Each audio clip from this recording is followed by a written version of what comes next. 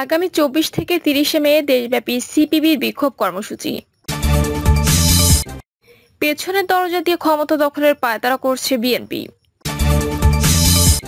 BNP নেতাকর্মীদের কারাগারে পাঠানোর জন্য সরকারের প্রধান কর্মসূচি, বললেন ফখরুল। জানাবো বিএনপি নেতারা মানসিক ট্রমায় ভুগছেন, বললেন ওবায়দুল কাদের। জানাবো তারেককে যুক্তরাজ্যে অবাঞ্ছিত হচ্ছেন। এবং সর্বশেষ জানাবো মিয়ানমারের সশস্ত্র সংঘাত রোহিঙ্গা প্রত্যাবাসনে অন্তরায়, বললেন রাষ্ট্রদূত। শুনছিলেন সংবাদ শিরোনাম, এবারে বিস্তারিত। আগামী ২৪ থেকে ৩০ মে দেশব্যাপী সিপিবির বিক্ষোভ কর্মসূচি। আগামী ২৪ থেকে ৩০ মে দেশব্যাপী বিক্ষোভ কর্মসূচি ঘোষণা করেছে বাংলাদেশের কমিউনিস্ট পার্টির। বিক্ষোভ সপ্তাহের প্রথম দিন বিকেল ৪:৩০টায় রাজধানী ঢাকার পুরানা পল্টন মোড়ে বিক্ষোভ সমাবেশ ও মিছিল অনুষ্ঠিত হবে। সিপিবি সভাপতি মোহাম্মদ শাহ আলম ও সাধারণ সম্পাদক রুহিন হোসেন প্রিন্স ওই কর্মসূচির সফল ও দেশের সকল জেলা উপজেলায় বিক্ষোভ সংগঠিত করার জন্য পার্টি সংশ্লিষ্ট সকল শাখার প্রতি আহ্বান জানিয়েছেন। তারা বলেন, চলমান দুঃশাসন হটিয়ে ব্যবস্থা বদলানো এবং এজন্য বাম গণতান্ত্রিক বিকল্প গড়ে তুলতে হবে। গণতন্ত্রহীনতা, লুটপাটতন্ত্র, সাম্প্রদায়িকতা, সাম্রাজ্যবাদ রুখে দাঁড়াতে হবে নেতৃবৃন্দ। এজন্য নীতিনিষ্ঠ অবস্থানে থেকে সংগ্রামকে অগ্রসর করতে দেশবাসীর প্রতি আহ্বান জানিয়েছেন তারা। পেছনের দরজা দিয়ে ক্ষমতা দখলের পায়তারা করছে বিএনপি। বিএনপি নির্বাচনে না আসে পেছনের দরজা দিয়ে ক্ষমতা দখলের পায়তারা করছে বলে মন্তব্য করেছেন আওয়ামী লীগের সভাপতিমণ্ডলীর সদস্য অ্যাডভোকেট কামরুল ইসলাম। কামরুল ইসলাম বলেন, বিএনপি জামায়াতের ষড়যন্ত্রের বীজদাত ভেঙে দিয়ে প্রধানমন্ত্রী শেখ হাসিনার নেতৃত্বে উন্নত দেশ গড়ার পথ বাস্তবায়ন করতে হবে। তারা নির্বাচনে না আসে পেছনের দরজা দিয়ে ক্ষমতা দখলের পায়তারা করছে। বিএনপি নেতাকর্মীদের কারাগারে পাঠানো যেন সরকারের প্রধান কর্মসূচি, বললেন ফখরুল। পল্টন থানার একটি মামলায় বিএনপির আন্তর্জাতিক সম্পর্ক বিষয়ক কমিটির সদস্য ও ঢাকা মহানগর দক্ষিণ বিএনপির জ্যেষ্ঠ সদস্য ইশরাক হোসেনের জামিন নামঞ্জুর করে তাকে কারাগারে পাঠানোর ঘটনায় উদ্বেগ প্রকাশ করে বিবৃতি দিয়েছেন বিএনপি মহাসচিব মির্জা ফখরুল ইসলাম আলমগীর। বিএনপি মহাসচিব বলেন, দেশটা এখন মগের মূল্যকে পরিণত হয়েছে। তারা ক্ষমতা ধরে রাখতে দেশব্যাপী প্রতিদিনই বিএনপি সহ বিরোধী দলের নেতাকর্মীদের উপর নানা কায়দা নির্যাতন নিপীড়ন শুরু করেছে। আর এর একমাত্র উদ্দেশ্য হচ্ছে দেশের বিরোধী দলগুলো যেন তাদের সমালোচনা করতে না পারে। বিএনপি নেতাকর্মীদের জামিন না দিয়ে কারাগারে পাঠানোর যেন আওয়ামী সরকারের প্রধান কর্মসূচি হয়ে দাঁড়িয়েছে। ইশরাক হোসেনের জামিন নামঞ্জুর করে তাকে কারাগারে পাঠানো সেই কর্মসূচির নিরবিচ্ছিন্ন অংশ। এই ধরনের ঘটনায় আমি গভীর উদ্বেগ প্রকাশ করছি এবং অবিলম্বে ইশরাক হোসেনের বিরুদ্ধে দায়ের করা রাজনৈতিক প্রতিহিংসামূলক মামলা প্রত্যাহার সহ তার মুক্তির জোর আহ্বান জানাচ্ছি। বিএনপি নেতারা মানসিক ট্রমায় ভুগছেন, বললেন ওবায়দুল কাদের। বিএনপি নেতারা মানসিক ট্রমায় ভুগছেন, সেই কারণে আবল তাবল বলছেন বলে জানিয়েছেন আওয়ামী লীগের সাধারণ সম্পাদক এবং সড়ক পরিবহন ও সেতুমন্ত্রী ওবায়দুল কাদের।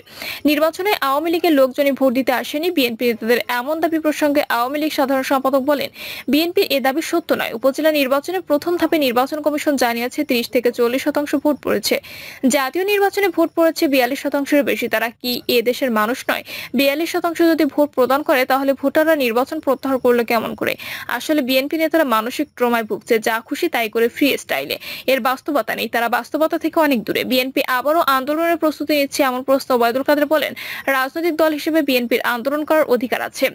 আন্দোলন শান্তিপূর্ণ হলে আমরা রাজনৈতিকভাবে মোকাবেলা করব। আর যদি আন্দোলন রূপ নেয় আগুন সন্ত্রাসের যে চেহারা তার অতীতে দেখিয়েছে, তাহলে সরকার উদ্ভূত পরিস্থিতিতে ব্যবস্থা নেবে। রাজনৈতিকভাবেও আমরা মোকাবেলা করব। এর আগে মেট্রো রেলের ব্র্যান্ডিং অনুষ্ঠানের প্রধান অতিথি হিসেবে যোগ দেন সড়ক পরিবহন ও সেতুমন্ত্রী ওবায়দুল কাদের। মেট্রো রেলের ব্র্যান্ডিং নিয়ে রাজধানীর হোটেল ইন্টারকন্টিনেন্টাল এই সেমিনারের আয়োজন করে। এর পরিচালনাকারী সংস্থা Dhaka mass transit company limited বা ডিএমটিসিএল। এতে ওবায়দুল কাদের যানজট নিরসনে আধুনিক এই গণপরিবহন ভূমিকা তুলে ধরেন। একই সঙ্গে জনবান্ধব এই পরিবহনে 15% ভ্যাট আরোপের বিষয়ে ক্ষোভ প্রকাশ করেন। তারেককে যুক্তরাজ্যে অবাঞ্ছিত হচ্ছেন। প্রায় 10,000-এর বেশি অবৈধভাবে বসবাস করা বাঙালিকে যুক্তরাজ্য ফেরত পাঠিয়েছে। তাদের সেখানে থাকার আবেদন নাকচ করে দিয়েছে। যুক্তরাজ্যের দৈনিক টেলিগ্রাফ এবং স্ট্যান্ডার্ডের খবরে বলা হয়েছে, 11,000 বাংলাদেশি শিক্ষার্থী ভ্রমণ কিংবা অন্য কোনো কাজের পেশায় যুক্তরাজ্যে যান। সেখানে তারা বসবাসের জন্য রাজনৈতিক আশ্রয়ের আবেদন করেছিলেন। তবে তাদের মধ্যে মাত্র 5%-এর আবেদন মঞ্জুর হয়েছে। বাকি 10,000-এর বেশি বাংলাদেশি আবেদন খারিজ করে দিয়েছে যুক্তরাজ্যের অভিবাসন কর্তৃপক্ষ। আবেদন খারিজ হওয়া এসব বাংলাদেশিকে এখন বাংলাদেশে ফেরত পাঠাবে যুক্তরাজ্য। যুক্তরাজ্য। যুক্তরাজ্য বাংলাদেশের মধ্যে স্বাক্ষরিত ফাস্ট ট্র্যাক রিটার্ন চুক্তির আওতায় এসব বাংলাদেশিকে ফেরত পাঠানো হবে বলে জানানো হচ্ছে। সম্প্রতি বাংলাদেশ যুক্তরাষ্ট্র ফাস্ট ট্র্যাক রিটার্ন চুক্তি স্বাক্ষর করেছেন। এই চুক্তি অনুযায়ী যারা যুক্তরাজ্যে অবৈধভাবে বসবাস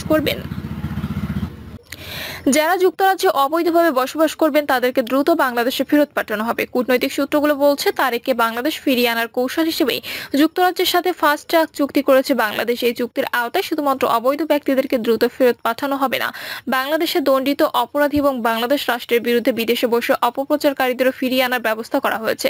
এই চুক্তিতে বলা হয়েছে যারা বাংলাদেশে অপরাধ করে যুক্তরাজ্যে পালিয়ে যাবে তাদেরকে যুক্তরাজ্য ফেরত পাঠানোর ব্যবস্থা করবে এবং তাদের রাজনৈতিক আশ্রয় বাতিল করার জন্য প্রক্রিয়া করবে। সেই বিবেচনায় তারেক জিয়াকে বাংলাদেশে ফিরিয়ে আনার সম্ভাবনা উজ্জ্বল হয়েছে। আওয়ামী লীগ সরকারের একটি অন্যতম রাজনৈতিক কৌশল হলো তারেক জিয়াকে দেশে ফিরিয়ে এনে দণ্ড কার্যকর করা। ইতিমধ্যে তারেক জিয়া 21শে আগস্ট গ্রেনেড হামলা মামলায় যাবজ্জীবন কারাদণ্ডে দণ্ডিত হয়েছে। নিম্ন আদালতের রায়ের বিরুদ্ধে তিনি আপিল করেননি এবং আপিল করার সময়সীমা পেরিয়ে গেছে। এছাড়া অর্থ পাচারের একটি মামলায় হাইকোর্ট তাকে 7 বছরের কারাদণ্ডে দণ্ডিত করেছেন।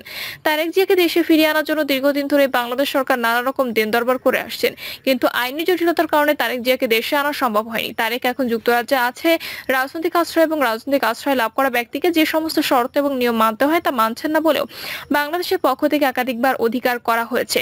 যেমন লন্ডনে বসে তারেক বাংলাদেশ বিরোধী তৎপরতায় লিপ্ত রয়েছেন, বাংলাদেশের রাষ্ট্র এবং সরকারের বিরুদ্ধে নানা রকম বিষোদ্গার করছেন, সরকার পতনের জন্য ষড়যন্ত্র করছেন। এছাড়া প্রধানমন্ত্রীর অন্তত 3টি সফরে তারেক যে লন্ডনে বিশৃঙ্খলা সৃষ্টির চেষ্টা করেছিলেন এবং তার নির্দেশে সেখানে সহিংস ঘটনা ঘটানো হয়েছিল।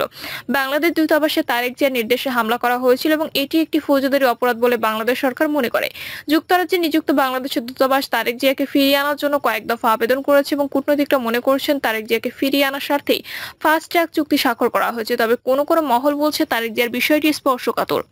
তাকে যেহেতু যুক্তরাজ্যে রাজনৈতিক আশ্রয় দেওয়া হয়েছে এবং তারেক জিয়া সেই রাজনৈতিক আশ্রয় লাভের আবেদন সংক্রান্ত চিঠিতে উল্লেখ করেছেন যে বাংলাদেশে এলে তার জীবন ঝুঁকিতে পড়তে পারে, সে কারণেই তারেক জিয়াকে বাংলাদেশে পাঠানোর বিষয়টি এত দ্রুত নাও হতে পারে। তবে বাংলাদেশ যুক্তরাজ্যের মধ্যে এই ব্যাপারে কূটনৈতিক তৎপরতা অব্যাহত রাখবে বলেই জানা গেছে। মিয়ানমারের সশস্ত্র সংহত রোহিঙ্গা প্রত্যাবাসনের অন্তরায়, বললেন রাষ্ট্রদূত। মিয়ানমারের অভ্যন্তরে তাদের সেনাবাহিনী ও বিবদমান গোষ্ঠীগুলোর চলমান সশস্ত্র সংঘাত রোহিঙ্গা প্রত্যাবাসনের অন্তরায় বলে জানিয়েছেন ঢাকায় নিযুক্ত দেশটির রাষ্ট্রদূত অং কিও মো। এদিন মিয়ানমারের রাষ্ট্রদূত অং কিও মো পররাষ্ট্র মন্ত্রণালয়ের পররাষ্ট্রমন্ত্রী ডক্টর হাসান মাহমুদের সঙ্গে বিদায়ী সাক্ষাৎ করেন। সাক্ষাতে রোহিঙ্গাদের পূর্ণ নাগরিক অধিকার সহ মিয়ানমারের প্রত্যাবাসনে চলমান পরিস্থিতির একমাত্র সমাধান উল্লেখ করে পররাষ্ট্রমন্ত্রী রাষ্ট্রদূতকে বলেন, চলতি বছর উগান্ডায় দ্বিপক্ষীয় বৈঠকে মিয়ানমারের পররাষ্ট্রমন্ত্রী রোহিঙ্গা প্রত্যাবর্তন শুরু করতে চান বলেই মত প্রকাশ করেছেন। প্রত্যাবাসন প্রক্রিয়াটি অন্ততপক্ষে শুরু করার মধ্য দিয়ে মিয়ানমার তাদের সদিচ্ছার সাক্ষ্য রাখতে পারে। রাষ্ট্রদূত অং কিও মো মিয়ানমারের অভ্যন্তরে তাদের সেনাবাহিনী ও বিবদমান গোষ্ঠীগুলোর চলমান সশস্ত্র সংঘাতকে এক্ষেত্রে অন্তরায় হিসেবে বর্ণনা করেন। তবে তার দেশ এ বিষয়ে আরো সচেষ্ট হবে বলেও আশ্বাস দেন। বৈঠকে রোহিঙ্গা বিষয় ছাড়াও বাণিজ্য বৃদ্ধি সহ দ্বিপক্ষীয় সম্পর্কের নানা দিকে আলোকপাত করেন তারা। বৈঠক শেষে উপস্থিত সাংবাদিকরা মিয়ানমারের রাষ্ট্রদূতের সঙ্গে কথা বলতে চাইলে তিনি এড়িয়ে যান। এদিকে পররাষ্ট্র মন্ত্রণালয়ের সিনিয়র অফিসিয়ালস মিটিং এ সভাপতিত্ব করেন পররাষ্ট্রমন্ত্রী ডক্টর হাসান মাহমুদ। মন্ত্রণালয়ের সভাকক্ষে পররাষ্ট্র সচিব মাসুদ বিন মোমেন পরিচালিত এই সভায় কূটনৈতিক ও দাপ্তরিক বিভিন্ন বিষয়ে দিক নির্দেশনা দেন মন্ত্রী। অতিরিক্ত পররাষ্ট্র সচিব ডক্টর নজরুল ইসলাম ও সকল উইং এর মহাপরিচালকরা সভায় অংশ নেন। সরকারের বিভিন্ন দপ্তরের সঙ্গে সুসমন্বয়, দূতাবাসগুলোর কার্যক্রম তদারকি, প্রবাসী সেবায় মান বৃদ্ধি, মিশনগুলোর ট্রেড টার্গেট বাস্তবায়ন ও কার্যক্রম ইন্সপেক্টর জেনারেল অব মিশনস মাধ্যমে পরিদর্শন সহ মন্ত্রণালয় ও এর মিশন সমূহের নানা কার্যক্রমের উপর কর্মকর্তাদের সঙ্গে আলোচনা করেন এবং প্রয়োজনীয় নির্দেশনা দেন পররাষ্ট্রমন্ত্রী। প্রিয় দর্শক, এই ছিল এখনকার সর্বশেষ সংবাদ। আপডেট সব সংবাদ পেতে চ্যানেলটি সাবস্ক্রাইব করে বেল আইকনটি ক্লিক করে রাখুন।